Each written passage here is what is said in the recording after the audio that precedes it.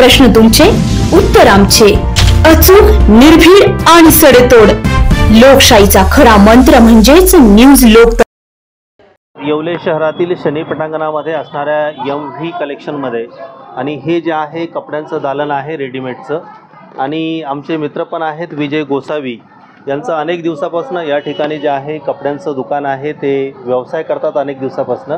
आणि निश्चित स्वरूपामध्ये गेल्या दिवाळीमध्ये आणि यंदाच्या या दिवाळीमध्ये या व्यवसायामध्ये काय फरक त्यांना जाणवतो आहे हे आपण त्यांच्याकडनं जाणून घेणार आहोत.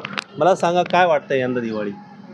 यंदा दिवाळी शेतकऱ्यांचं जे नुकसान झालं त्याच्यामुळे 100% आम्हाला 100% व्यापाऱ्याला याच्यावर फटका बसलेला आहे. कारण शेतकऱ्याकडे पैसे असले तरच ते मार्केट फुलतं आहे. शेतकऱ्याकडे पैसे नाही, त्याच्यामुळे हे मार्केटला खूप म्हणजे 50% मार्केट येऊन गेलेलं आहे. 50% कस्टमर हे एकदम तुरळक येऊ राहिले. आपण पाहतो की दरवर्षी तुमच्या दुकानापुढे जे आहे लोकांना वाहनं चालण्यासाठी किंवा चालण्यासाठी सुद्धा जागा नसते, पण आज दिवाळीचा दिवस असताना देखील या ठिकाणी अतिशय तुरळक अशी वर्दळ आहे दिसून येते.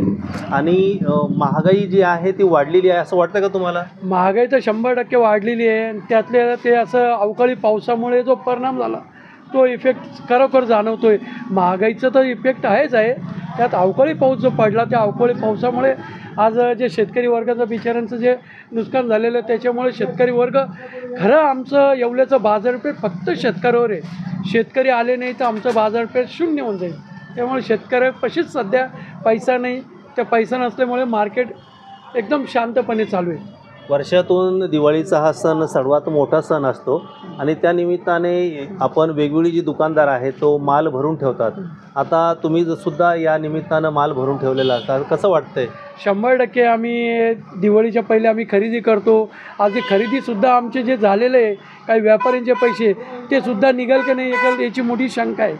म्हणजे यांनी जे आहे दिवाळीच्या पूर्वी व्यवसायानिमित्त जो माल भरून ठेवला आणि एक प्रकारे त्यांनी इन्व्हेस्टमेंट केलेली आहे आणि त्यामुळे हा जो बाजार आहे तो जवळपास 50% येऊन ठेपलेला आहे.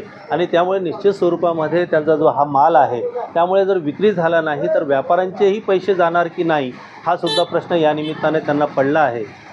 मोबाईलच्या दुकानामध्ये आहोत आणि दिवाळीनिमित्त या ठिकाणी प्रथा आहे का नवीन वस्तू ज्या आहे खरेदी केली जाते. लक्ष्मीचं या ठिकाणी आगमन केलं जातं.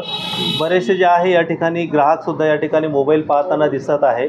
आणि दुकानाचे जे मालक आहे मला हे सांगा का यंदा दिवाळीमध्ये या तुमच्या व्यवसायावरती काय परिणाम झाला? आमच्या व्यवसायावरती थोडा परिणाम झाला. दुष्काळी पावसामुळे अवकाळी पावसामुळे आमच्या खूप कस्टमर जे शेतकरी वर्गातला कस्टमर होता तो येऊ शकला नाही असं आम्हाला वाटते. पण पाहिजे तशी दिवाळी यावेळेस काही नाही. जशी पहिले जी मार्केटमध्ये दिवाळी हे 8-10 दिवसापासून चालू होऊन जाते आणि ती कंटिन्यू एक 10-12 दिवसपर्यंत चालते.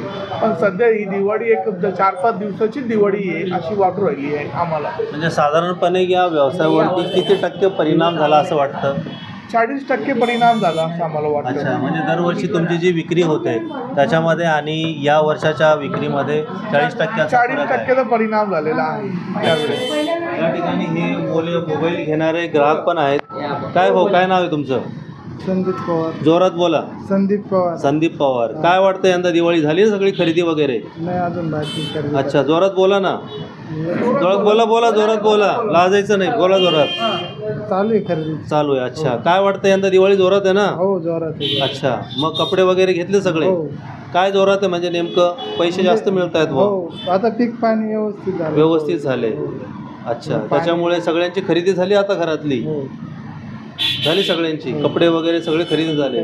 चिवडा वगैरे आणलाय का? आणला. न्यूज लोकतंत्र 18 साठी हुसेन शेखसह अय्यूब शहा, येवला.